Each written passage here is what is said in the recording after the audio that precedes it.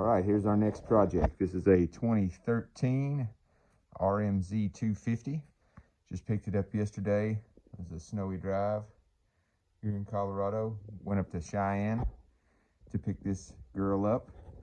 Turns over nicely. Feels compression feels good.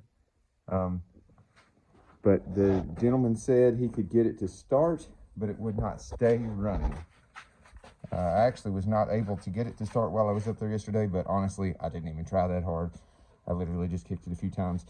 It's definitely got compression. When you stand on it and kick it, it feels good. It's always a little different for me on these fuel-injected bikes because through the years I've worked on so many carbureted bikes, and they feel different when you kick them over to me because that stator on these fuel-injected bikes is so much stronger. It grabs a little bit more is the best way I know to describe it. So it always feels a little different to me, but I've compared it to another fuel injected bike in the shop here, and it seems to feel exactly the same. It's definitely got compression. It's got brand new, I think he said maybe one ride on this back tire. That looks like it's accurate. The front tire has no hours on it. It's got a little dust on it, but brand new front tire, brand new fuel pump, new handlebars. Trying to think what else. The seat cover, I always love it when I get a good seat cover because I hate changing seat covers and I'm anal about it. I won't let them go out of here if they got holes in them usually, but I think that's the stock seat cover. It's dirty as hell, but I've cleaned all kinds of them up to look great. This is an example. This thing looked like crap before. Still, I could go over it a little bit more, but yeah, so seat cover, let's see, it came with the extra wheel. You can see this has got a really bent spoke right here. So instead of relacing the wheel, they just bought a new front wheel. So it's got a new front wheel on it. New chain and sprockets. That chain definitely looks new to me. Sprocket definitely looks new to me. Front sprocket looks new. Here's the worst part about this is, let's see if you can see that. This bolt where the case saver goes through on the top there, it busted out the side there. So I'm gonna have to figure out a way to repair that. There's a couple different options I'll look into. I got a buddy that's a welder too. I may just have him weld a spot on there and tap it out. Haven't decided. We'll see how much work and money and all of that this thing takes. I never know whether something's gonna be a quick flip or something I put more time into. Usually my kind of rule of thumb is, you know, depending on how many hours it takes to get it going, if I got to do a crankshaft, I'm going to pull everything off the whole bike and clean it and, you know, try to make it as good as I can. If it's much less work than that, then I'll do a quicker flip on it. This old YZ426 here is a good example of this thing was completely roached. I rebuilt the crankshaft on this. I ended up sandblasting those covers and painting them. I probably went farther on this than I'm going to get money out of. I painted the frame. I mean, not everything. Put new fork seals on it yesterday. So if I got to take that motor out, then I'm probably gonna go pretty far, but we'll just see on this. It definitely doesn't seem like the crankshaft is an issue. I'll probably start out at the oil drain plug was loose yesterday when I got there, so I'm guessing there's no oil in it. I did take a wrench and make sure that it tightened, and it does. The other weird thing that's going on with this is this clutch. It's like the cable's way too long or something. I don't know. It does have some fraying on it. If you lock this right here, if this makes sense, I'm not sure. If you lock that right there and pull the clutch, well, it slipped off there. But if you hold it with your hand, it feels perfect. And I looked at some pictures online of where this arm is supposed to sit, and this looks like pretty much where the arm is sitting on all the other pictures I could find of the bike. Like it's not too far forward. Like it's, you know, some of these got a little ball bearing in it that can be missing and cause it to be messed up. So I don't know. I just went ahead and ordered a new cable because this one has got some fraying on it right there. You can see. I just went ahead and ordered that anyway because it's going to need that anyway. So maybe we'll get lucky, but I've never seen one stretched like that. So I'm probably going to have to tear into that clutch side and see what's going on. Missing the front number plate. Other than that, the gentleman was super nice guy. Ended up giving me 2 triangle stands. We've got the radiator levers there. Brand new twin air filter. Brand new oil filter there. Had an exhaust plug he gave me. I'm not sure. It's got just a regular fuel carburetor kind of fuel line on there. I'm gonna See why that, I'm not sure why I took that off. Said he put a new fuel pump in it too. This is the old original Keyhen. I'm gonna hook this up to a battery and see, maybe it's good, I don't know, and then just some random nuts and bolts down in here. So we'll see. I'm gonna start tearing into it and see if I can start diagnosing and figuring out what's going on. Also needs grips. I'm sure you guys probably noticed that. All right, first thing I wanted to do on this 2013 RMZ was drain the oil. Man, it looks pretty good. There's a couple of flecks of dirt in there that I knocked off the bottom of the bike when I was, you know, just taking those off. But the oil looks pretty good. There's some bubbles in it right there. I was kicking it over to spray some of that oil out. We've definitely got some buildup on the filter here, but none of that's. It all just kind of wipes off there, so it doesn't seem like there's any chunks on it or anything. Probably just clutch material. I'll grab my magnet and make sure none of that sticks. Maybe a couple pieces there, but that looks like aluminum to me, so not uncommon to find a couple little pieces of aluminum down in there. I'll grab my magnet. If anything sticks, bring you back in, but that oil looks pretty good. Now, they could have drained it and put new oil in it, but it looks like it's somewhat used to me. It does not look brand new, so it's actually a good sign. All right, feeling decent about that filter. That's with everything wiped off of it. Even those places that look solid, once you touch them, they kind of disintegrated, which lends me to believe probably clutch material. Didn't find anything particularly magnetic in there. That was definitely overdue for cleaning. I'm going to hit it with some brake cleaner and get it real clean. But once again, this oil looks pretty daggone good. So that's a promising first sign. All right, taking another look at our oil up here on the bench with a little bit more light. Definitely got some clutch material in it there, but you can see there's a couple pieces of dirt that I knocked off the bottom of the bike there. But as far as anything to be terribly worried about, I don't see anything. And clutch material, that much lends me to believe that it was run a little bit with this oil in it. So hopefully our bottom end's good. All right, I took my oil filter out here. I don't know what this is. What is that? Let's see. It almost looks like clear silicone. I don't know what that is. It's not metal, thankfully. That's good. There's another piece of it here. Yeah, I just straight up don't know what that is.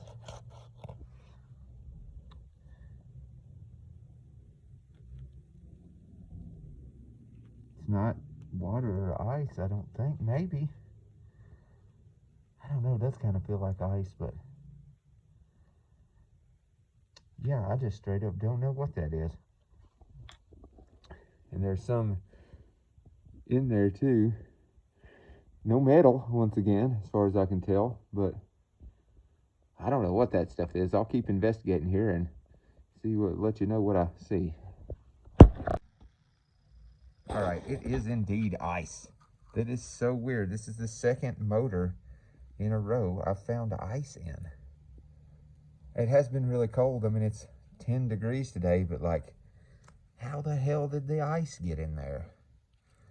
That is so weird. Well, let's pray that we don't find any more than that. Certainly when I drained the oil, I didn't see anything like that. It only seems to be right here in the oil filter area, but damn, that is weird.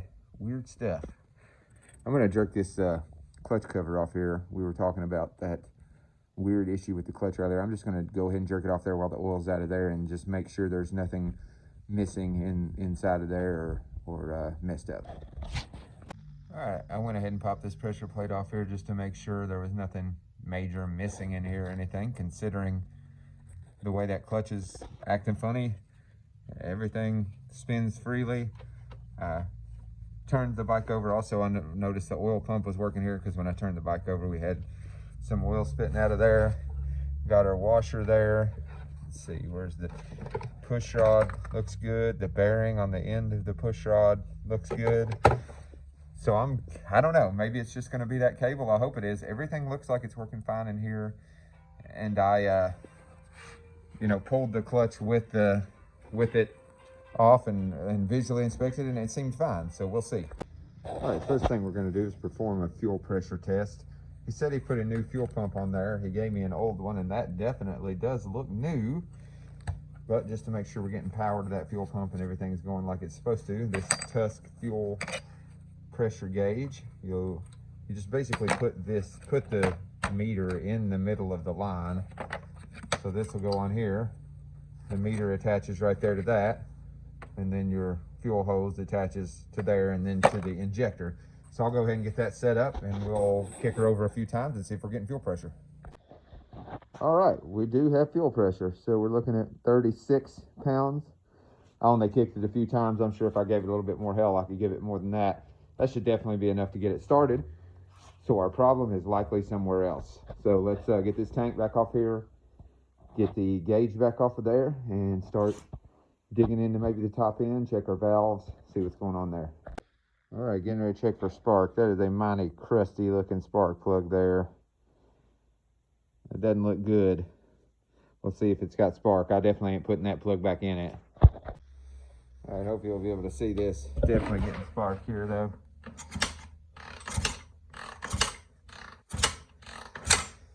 Looks like pretty good spark at that. So looks like we're getting fuel, looks like we're getting spark. So I'm gonna guess this problem is in the valve at the top end. All right, you can see the two little timing marks right there. And then timing mark right there. So I think we're on time. The only thing is this cam chain here, I wouldn't call that super loose, but I don't think that's loose enough to skip time. Well, it hasn't skipped time, it's in time, but that should be a little bit tighter than that. So we're gonna look into this cam chain tensioner here. I got a feeling this head's gonna end up coming off here anyway, but we're getting ready to check our valve clearances. Got her set to TDC. Upon initial inspection, the cam lobes, probably hard to tell there, but they look decent. There is some oil up in here. It looks like it could be more oil to me, but there is definitely some oil up in here. And we saw that our oil pump was working earlier when we had the oil filter covered off there and kicked it over. We saw some oil squirt out. So, all right, I was checking those valve clearances there. They are not what I expected.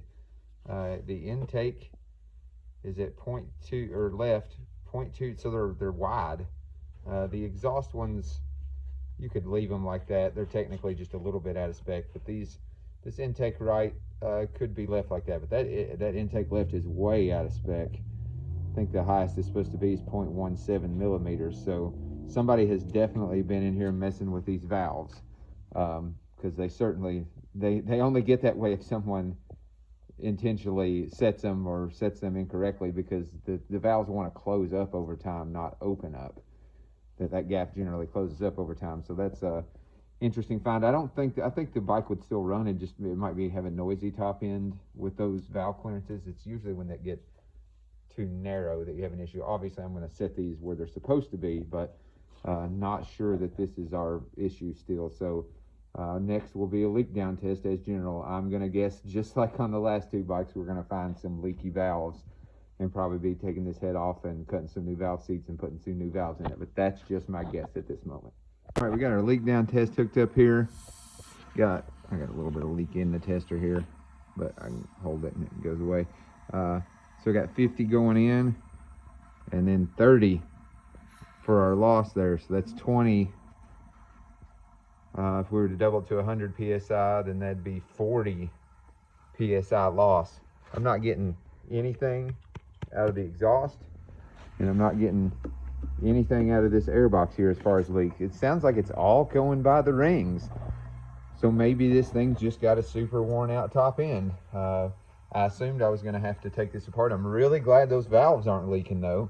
So that is potentially good. I think I said in a previous snippet that the gentleman said the bike would start and then die after a couple of seconds. Well, I don't know that the rings would cause that specifically. Maybe. This bike has a tip over sensor on it also.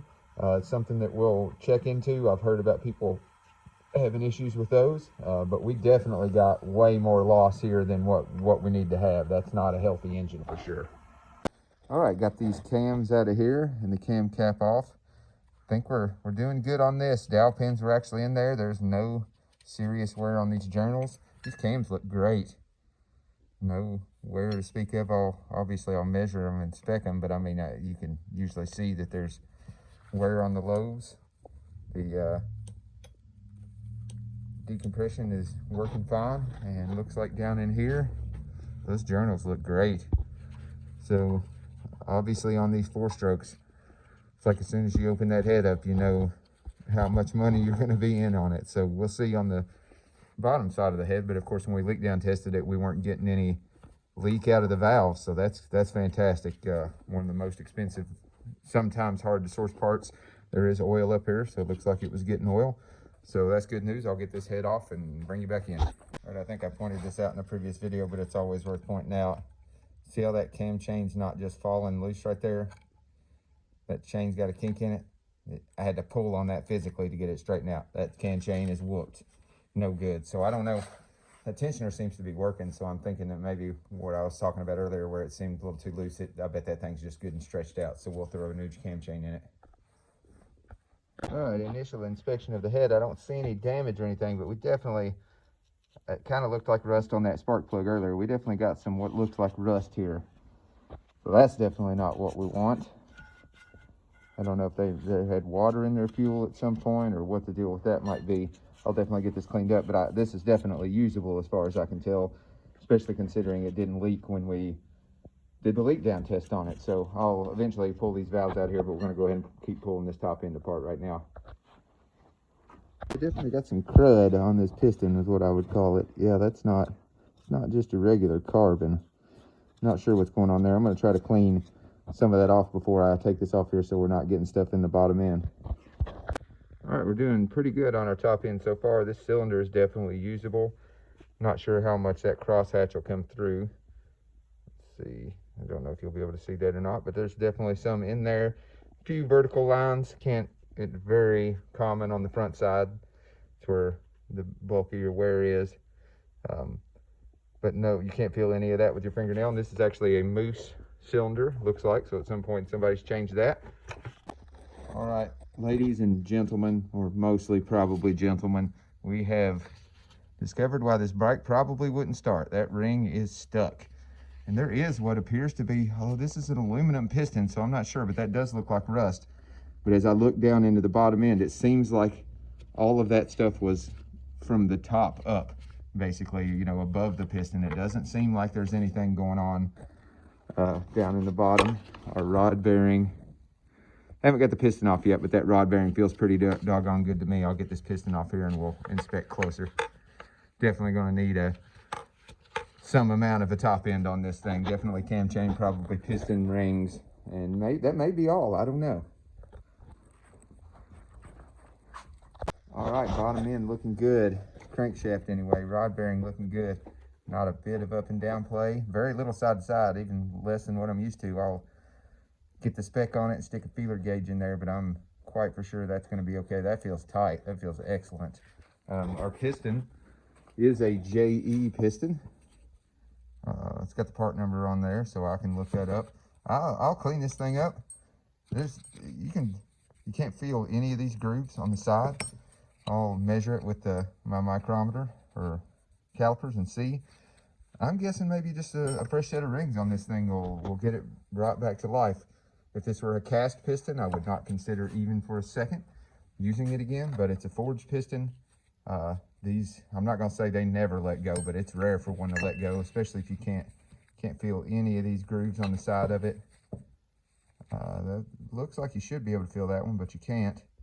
So yeah, this thing looks good. Hopefully that stuck ring was all we're dealing with here. I'm sure it wouldn't start with a ring that stuck. Yeah, so right there is where the ring ends meet. And if you've ever done one of these, you'll know that's way too close together, just to give you an idea of how that's stuck in there. All right, through the piston and the ultrasonic cleaner, got the ring unstuck. You can tell it's super discolored there. That ring gap's actually not bad. It's 0.015 inches. In this application with a forged piston, you want 0.012, so that should have run if it would have been unstuck. But more importantly, I started looking at this wrist pin, and you can definitely see wear.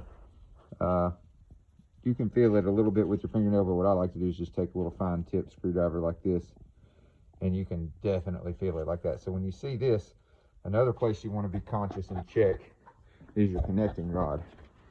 If you've got that kind of wear in your connecting rod, I don't know if it'll show up here. This is actually fine. You want to do, you can see some stuff in there, but you can't feel anything with this little screwdriver. So there, you want to make sure that you check your connecting rod too if you've got that on your wrist pin. All right, we got our head set up in the valve remover tool here. I'm gonna get these valves out and make sure nothing's cupped, make sure everything's looking good there. All right, I don't know how good this is gonna show up, but I use this little jeweler's loop here to look close at my valves and make sure there's no cupping. It looks pretty cloudy, but I assure you, if you were to look at this here in real life, you'd see no cupping. Definitely still got coating on them. So I think we got lucky on our valves here.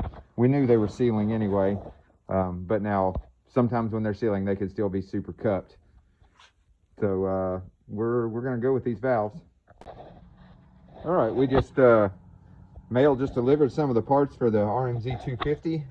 I don't know if I mentioned that brake pedal being a piece of junk on this thing. I think it's a Chinese aftermarket deal. I could be wrong, but yeah, so I just got a used stock one off eBay. I don't recall seeing this little spot on it right here when I looked at it. That's probably going to have to be ground down to get the bolt in there, but no, I didn't pay much for it, so I'm not going to get too upset. I did mention the clutch cable issue that we had, so I'm really interested to see what happens with this. So this is the first thing I'm going to do, is throw this thing on there and see if the clutch actually acts right after that.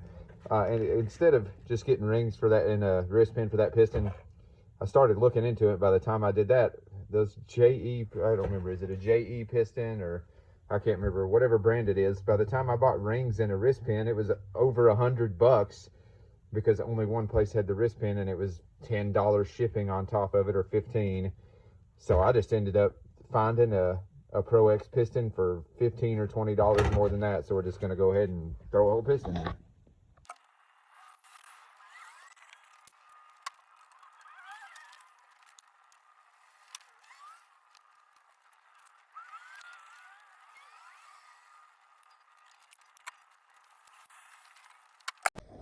All right, this is one of those bikes where you gotta loosen this radiator up. I could probably pull that the rest of the way out, but I'm not sure that I'd be able to get the other cable in without really forcing it. So just loosen these two radiator bolts up here. Hopefully I don't have to take them completely out. I can just loosen them and it'll fall out of there.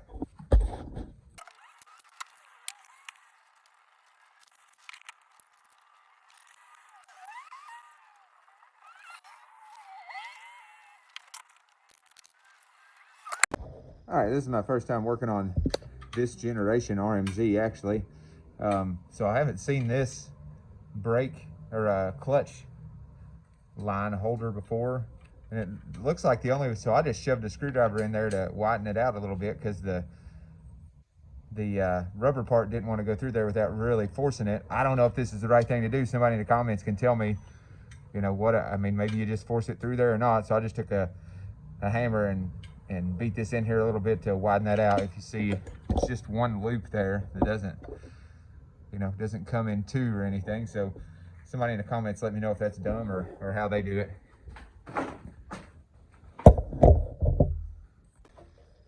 Okay, I realized that was kind of dumb now. The way to do that is just to take this whole piece off. I may have still had to spread this out a little bit right here, but then you just put your cable. I'm assuming this will work up through here like this. Nope, I'm still gonna have to spread it out a little bit more because I don't want to fray that cable, but I think that's probably the best way to do it.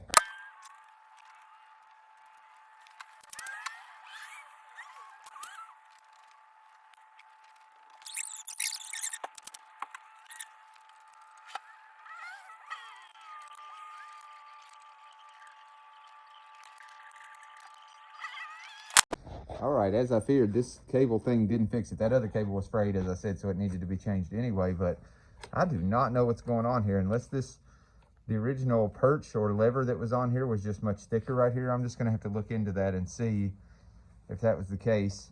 That's a really weird problem to be having because this is all the way out. Obviously, this is a brand new cable. Once again, if you kind of hook it out here and pull it, the clutch pull feels, it keeps slipping. I can do it with two hands, but it feels perfectly fine. We tore into that side look at the clutch, and all the pieces are there. This arm, I think I mentioned, I looked up online and, you know, looked at other pictures of it, and it seemed to be sitting right at this correct angle. You know, I don't think it's supposed to, that wouldn't even make sense for it, yeah, for it to, think about that, for that cable to be drawn up. Okay, so that's, with this still all the way adjusted out, this most of the way adjusted out, this would have to be all the way back here like this for that to make sense. So that doesn't make sense, or maybe it does, I don't know. If somebody's got this bike, maybe let me know what they think in the comments, but I think I think that's where it's supposed to sit, right there, not way back there. So let's see.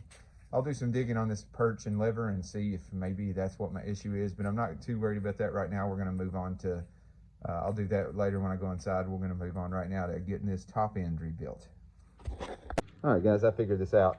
This is a clutch perch off of a 2008 RMZ, or 2007, I don't remember which one, RMZ250. This was in my parts bin. I parted this bike out a while back just because it wasn't worth saving.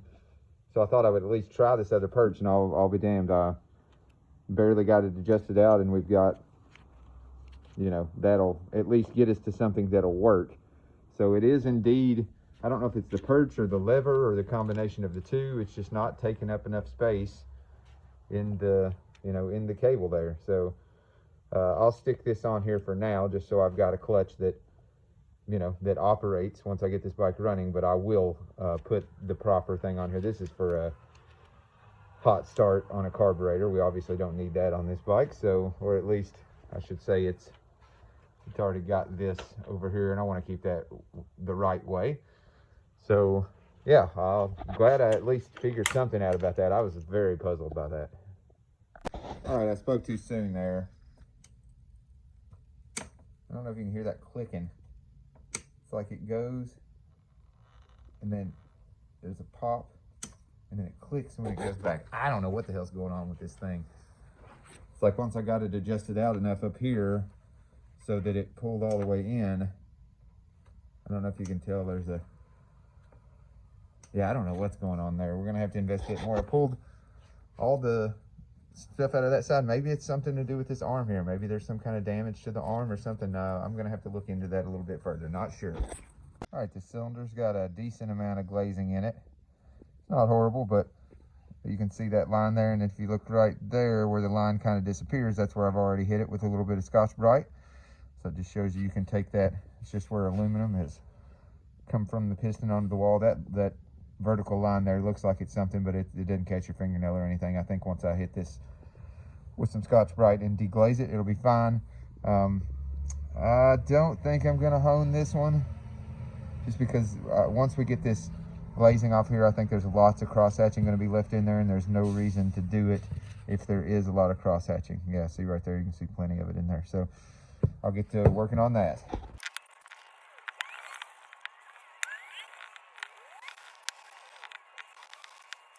All right, I'm having a hard time getting this on camera, but I'm trying to get you a shot of what, that's where I've already cleaned, deglazed a little bit with the Scotch-Brite, and then look how cloudy it is right there.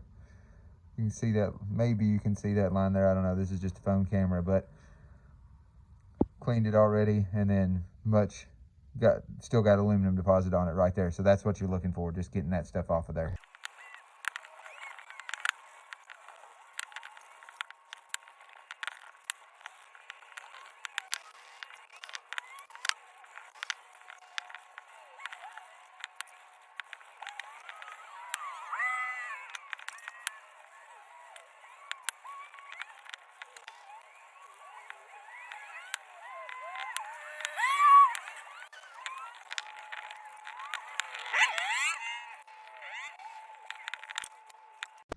All right, I've got it much better than what it was before. I'm actually gonna take it inside to the sink today because it's about 10 degrees here in northern Colorado today, and my parts washer is frozen up, and I don't feel like unfreezing the lines on it for right now. So not my normal mode of operation, but I'm gonna take her inside and get it cleaned out, make sure that all those little Scotch-Brite pieces are out of there, and we'll get on with reassembly.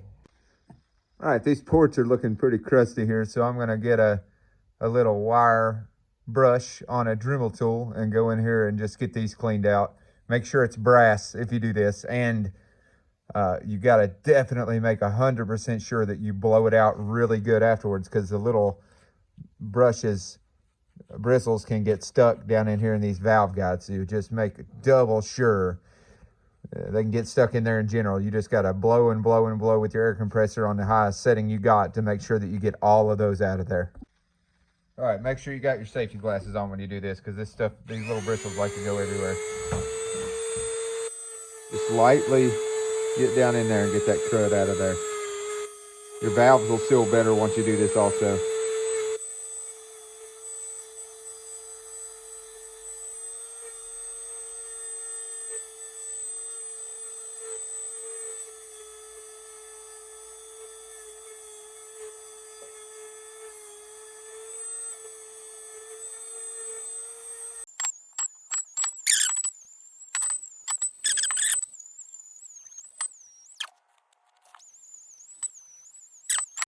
For the exhaust valve side where they're smaller, this little broom looking one gets down in there a little bit better.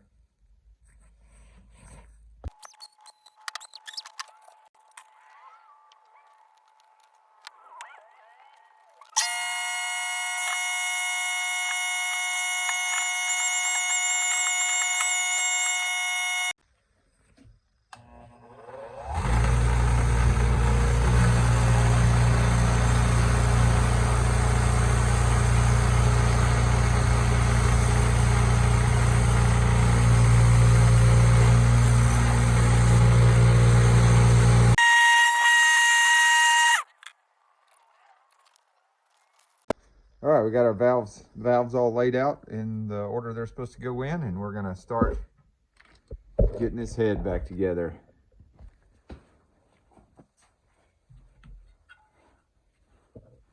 All right, I'll take my oil here. Start with the intake lift. Want to get this stem lubed up here, and then same thing for your valve guide down in there. Just get a little bit of oil in there. Always want to check to make sure I did this when I took it apart, but you don't want any play in that. That feels fantastic. All right.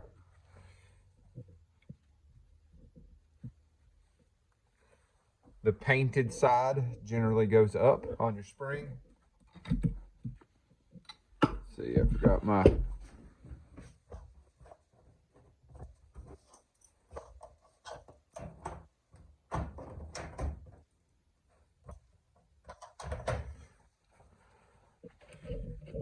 this guy. All right, get her set up in our tool here.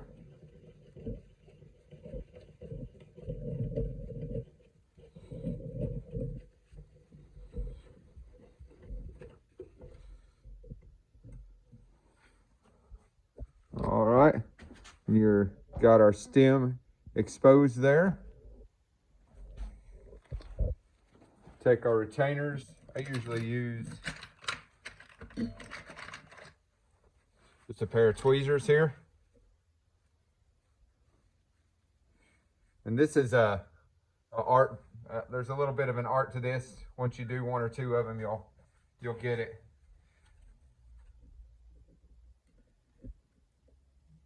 There's that first one.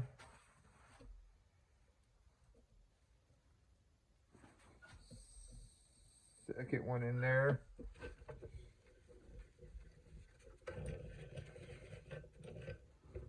All right, and then I like to take,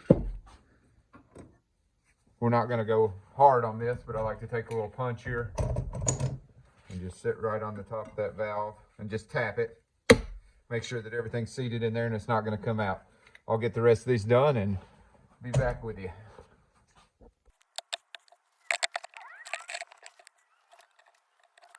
All right, I wanted to point this out. This is one reason that having this in this vise like this is so helpful.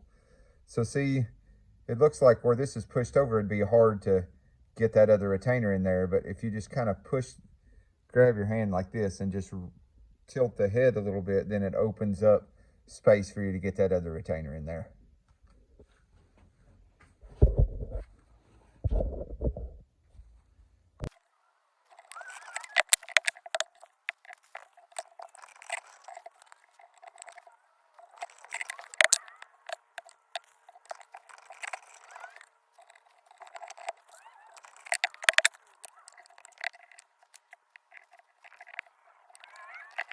All right, I personally like to go ahead and get my shimming out of the way while I've got the head on the bench. So I think I remember saying that everything on this was loose actually. So I'm just going to start by finding out what each shim is and going one size larger on each shim, because all of these valve clearances were too wide. So that's where I'll start. All right, so that first one measured at 1.5. You can kind of barely see it says 1.5 on there too. So we're going to go to 1.55 on that first one. Just go up one size. I'll probably end up having to do this again, but that's okay.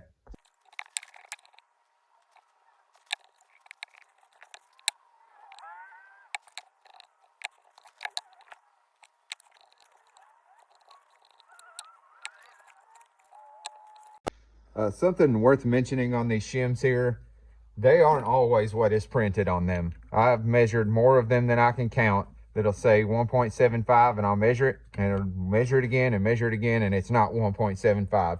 Even some out of the same kit. I've had this, I don't know, yeah, China AHL. I've had this. I've had hot cams.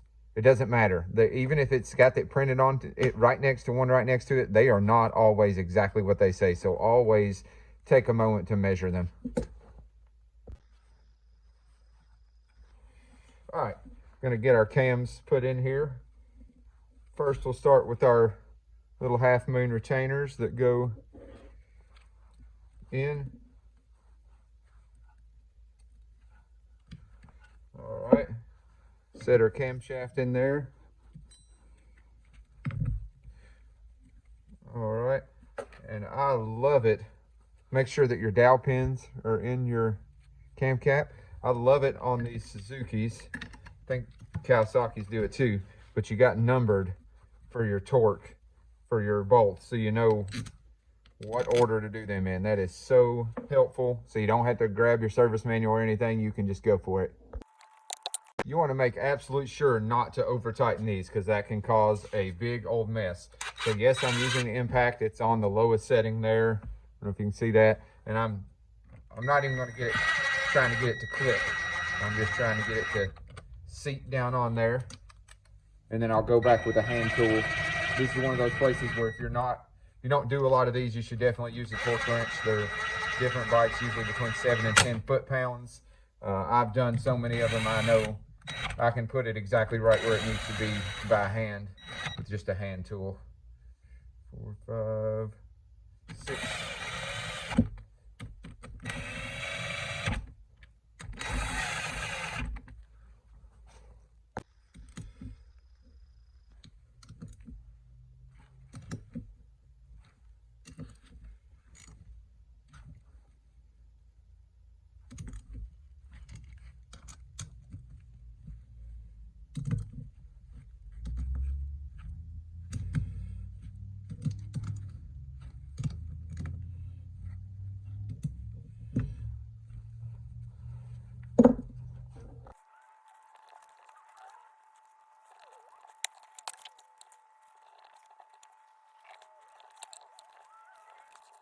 All right, I got a little ahead of myself there. The first thing we actually want to do before we start shimming those valves is make sure that they're sealing.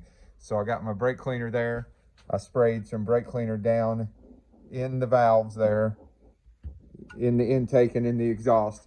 And we're going to periodically over the next couple minutes check that paper towel. This wet spot's just where it came right back out of there. And make sure that there's no leaking of these valves, because there's no reason to do a bunch of shimming if I'm going to have to redress those seats. All right, our head's been sitting here for a few minutes now. The big reveal. Let's pray there's no spots under it. Excellent. No spots under it. Let's see if I can get a picture of up under it too without dripping carb. Nothing leaking out of there. That is what we want to see. Now, we knew these valves were sealing anyway, but I did clean quite a bit of carbon off of them, and I've actually cleaned them before and had them not seal after I cleaned them. The right thing to do is to clean them. Also, mentioned a few minutes ago that I put larger shims in there because it was out before. That was the wrong move because I cleaned so much carbon off of there. Now those valves are actually sitting farther up in there. So it probably may be true that those shims actually were good before that were in there, but as more carbon got built up on those valves, the valve was pushed down, and the distance between, as the valve had carbon between the valve and the seat, that distance got greater, and so the distance on the shim got greater. So honestly, I maybe should have just left the shims that were in there. Not a big deal, only takes me a few minutes, but if you clean them up like that, a lot of times you're gonna get narrower valve clearances after they've been cleaned up. Also forgot to mention, just put your cams to the timing marks. You want one here, one straight up, same over there, before you start trying to stick your feeler gauges in there.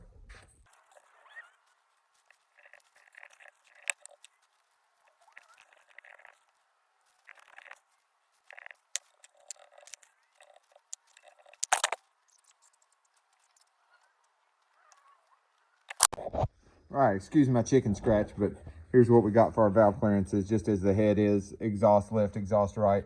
So this one, when I cleaned that carbon out, it's closed up quite a bit. So we're at 0.05 on that millimeters. The intake right is 0.13.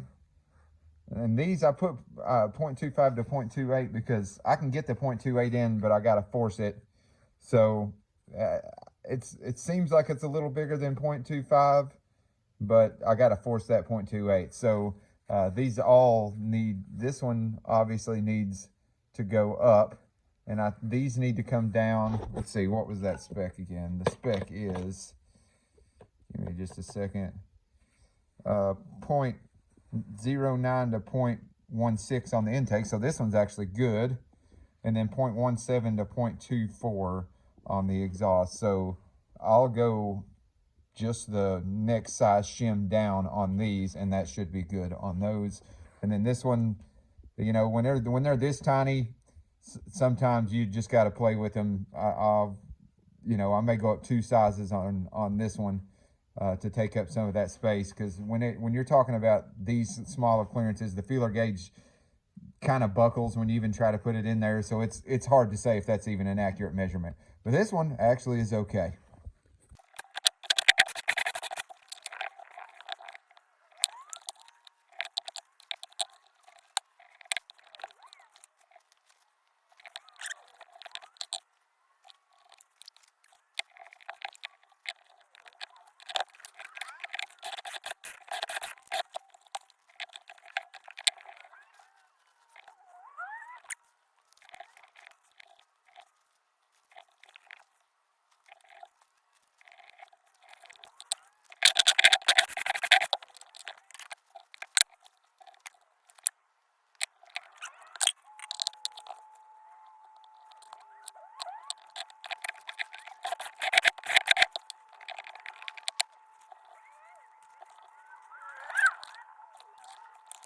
All right, our next task is going to be to measure our ring gap, make sure that's within spec.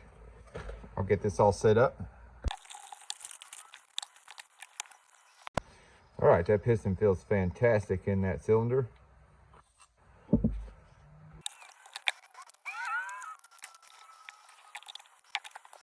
All right, got our ring in there.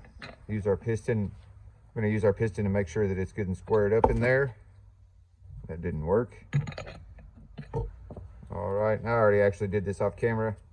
0.23 millimeters. That's right in where you want it for a 250. If this were a forged piston, keep in mind that that gap would need to be a little bit bigger. Your instructions are going to tell you, but it's you convert from millimeters to inches and then multiply the size of the bore by 0.004 for a forged piston. Cast is a little narrower on the ring and gap. Pro X gives you a little sheet here that tells you where your gaps and your rings are supposed to go once you install them on the piston. As always, make sure that this letter there is up, the R in this case. And I'm going to go ahead and get all this stuff oiled up, get these rings installed, and I'll show you how I do this. I put the piston in here and then actually put the wrist pin in once I get it on the bike. I feel it's easier to get the rings all in properly here than it is to put the piston on the rod and put it down over it. So you'll see here in a second.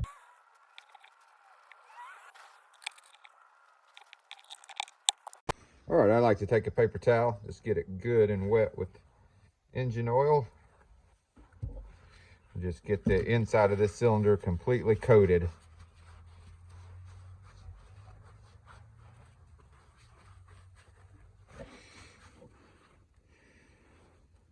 All right, not sure if that's obvious or not, but it is good and coated with oil.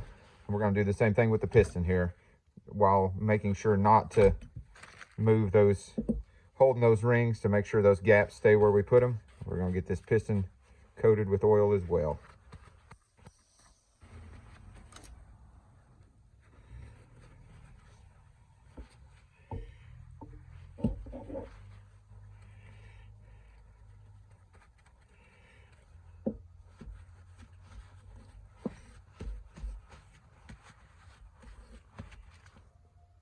All right, I find that when I'm putting this on the bike, if I'm doing the method I was talking about a moment ago, where I go ahead and put the piston in the cylinder, that it's usually easier to insert the wrist pin from the right side, because you don't have to deal with the cam chain and the cam chain guide on this side getting in your way. So from this side of the bike. So we're gonna go ahead and put our pin clip in for the left side, so that we don't have to do that. We can just shove the wrist pin in on the right side and it'll be in where it needs to be here. All right, a little trick I found with this is if you go ahead and put your, get a little oil on it. If you go ahead and put your pin in for just a second here, it helps you have something to press up against, basically, with that clip. So it doesn't just go all the way back in there, so you got a little back on it there. That tends to help me quite a bit, get these clips in there.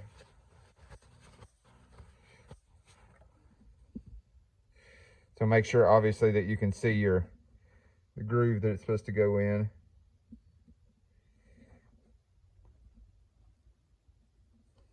Yeah, man, this is a stiff one.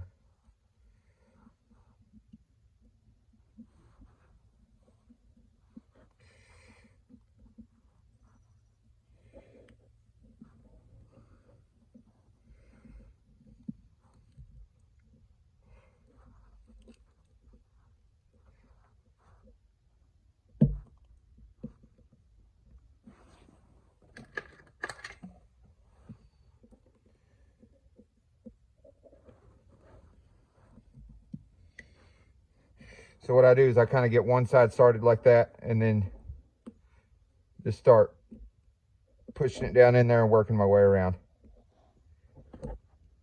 Oh, and that's where that, so here you go. Perfect example.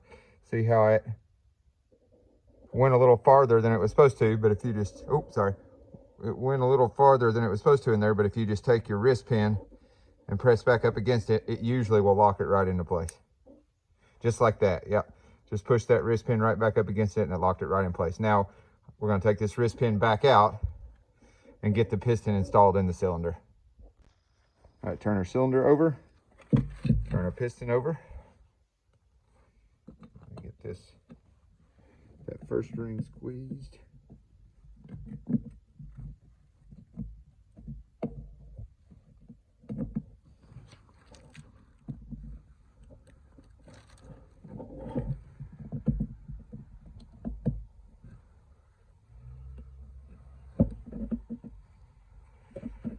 All right, there we go.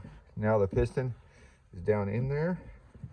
All right, here's what we want to do. We want to get it to where it's as far up in there as we can get it and still get this pin to go in straight.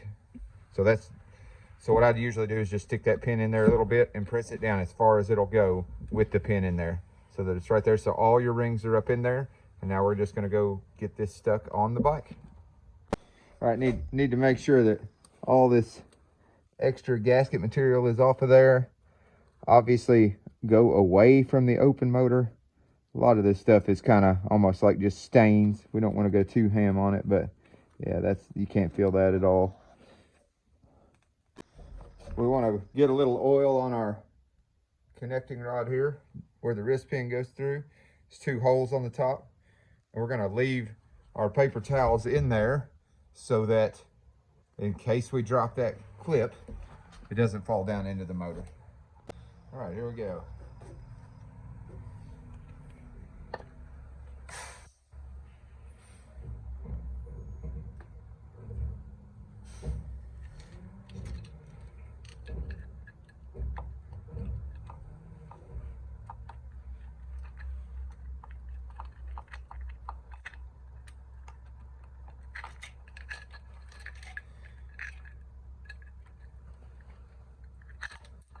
Man, this cam change bad. I'm glad we're changing it. It's stiff as can be.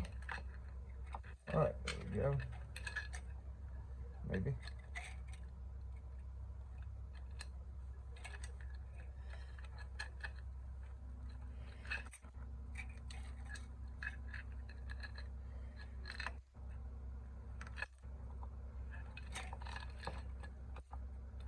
All right, we're gonna have to bring our rod up a little bit.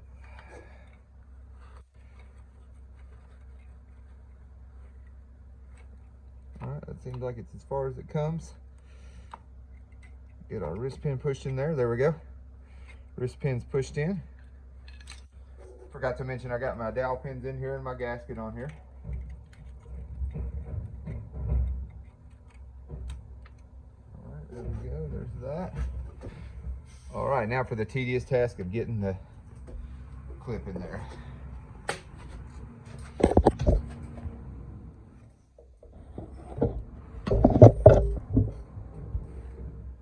All right, I think I spoke too soon on this method on this particular bike. This connecting rod, the cylinder sits so far down in the case, I don't think there's any way I'm getting my fingers in there to get this in there. I'm just gonna get frustrated and drop the pin down in there. Plus, even if I did, I don't know if I'd be able to get those paper towels back out of there. So we're gonna have to go with I'm gonna have to just pull this cylinder back off here and go with the old school method of piston first. Not the end of the world, especially where this only has one compression ring, but keep that in mind when you're doing these. If your connecting rod only comes this far up out of the cylinder, you're not going to be able to do this. I do this on, Hondas and Yamahas all the time, but on this model, this is just a little too deep. All right, I got it on there. I had to do it off camera. I was getting a little frustrated. That was hard. There's just not much room on this particular motorcycle to work on it there, but it is in there. It is secure. So we're going to get our paper towels out of here now, and I'll just go with the old school method of getting this cylinder on here.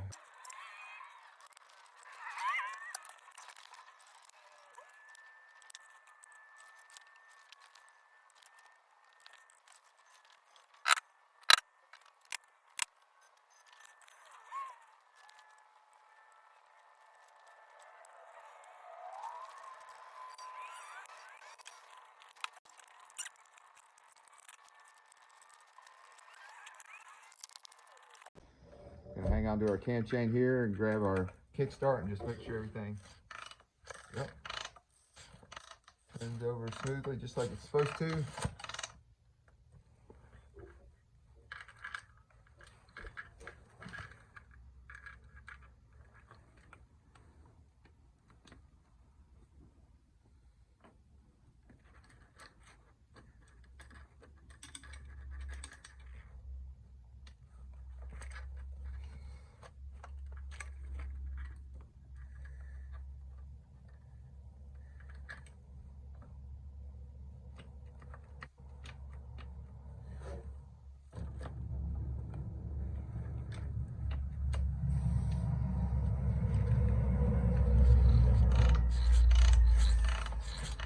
All right, excellent.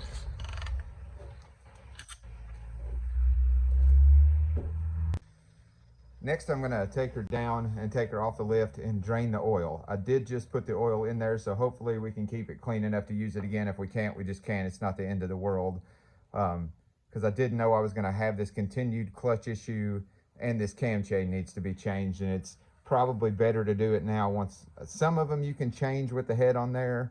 Some of them, once the guide is in there, it's hard to get in there and get it changed. So I'm gonna go ahead and drop her down. We're gonna both take a look at that clutch issue and see if we can get that further resolved, and go ahead and get the new cam chain that we've got on there. It is 15 degrees today, and this is draining very slow, but I do think we're gonna be able to save the oil because I got that pan good and clean, and I was able to get the bottom of the bike really spick and span before I open those drain bolts. I got some snow shoveling to do, and this is going to take several minutes, so I'm going to go out and do my snow shoveling and then come back in and get back at this.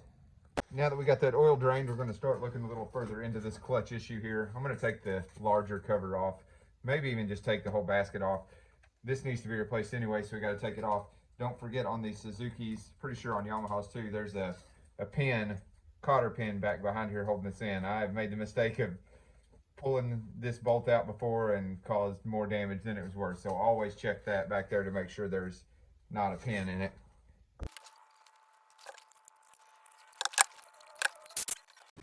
This bolt is in there. I had to go for the breaker bar here. Let's see if that breaks it loose.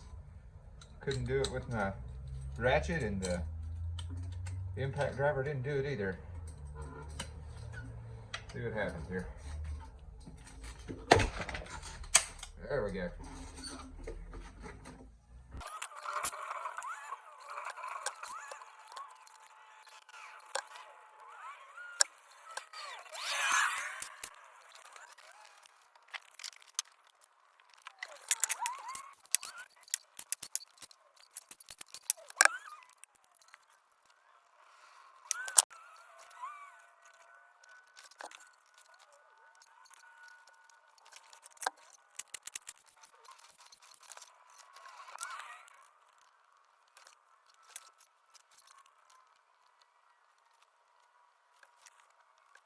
We might be getting to the bottom of this. So this feels crunchy right here.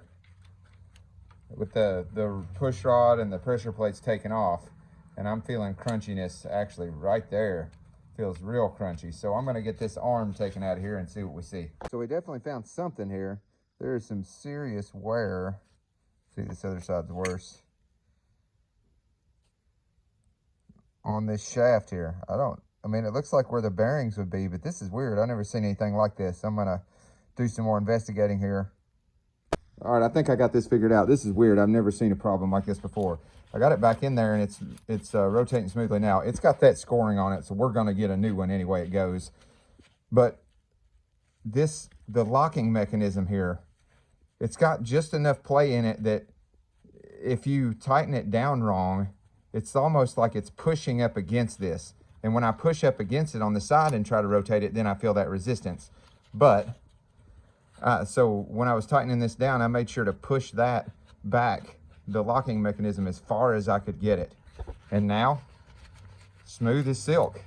So never seen anything like that. It was pushing up against it when this was tightened down. It was pushing up against it so much that it was causing it to get kind of cockeyed in there, and rubbing up against those bearings wasn't straight up and down. It was putting pressure. That center bearing kind of acted like a fulcrum, and then on the bottom bearing it was just had force up against it. So really weird issue. I'm hoping that's it. But that notchiness gone now. So once again, we will get a new arm, but I think for now I can put this back together. I'm pretty sure I can change that arm without taking everything back off of there. I sure hope I can, because I definitely want to try to get this thing started today. So we're gonna put it back together like this, but very weird issue. Never seen anything like that. All right, that feels much better. There's no clicky notchiness in it anymore. Whole different deal. Still pretty stiff clutch, stiffer than I would have thought about on a 250. But yeah, that's way better.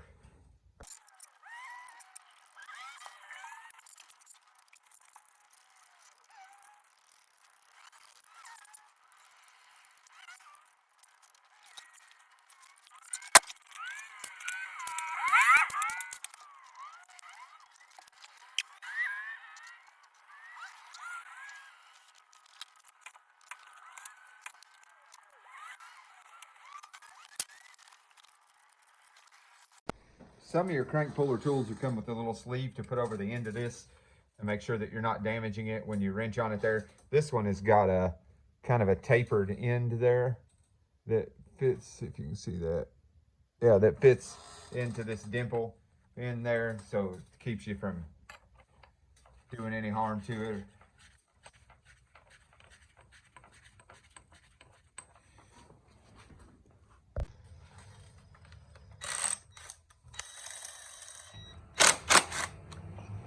Quick work of that.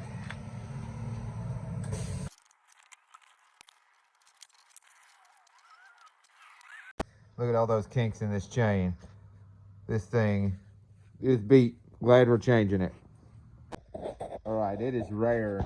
I could tell when I was taking it off there that it was stretched, but it is rare to see how much. The top one is the older one. It is significantly longer than this newer hot cams can chain.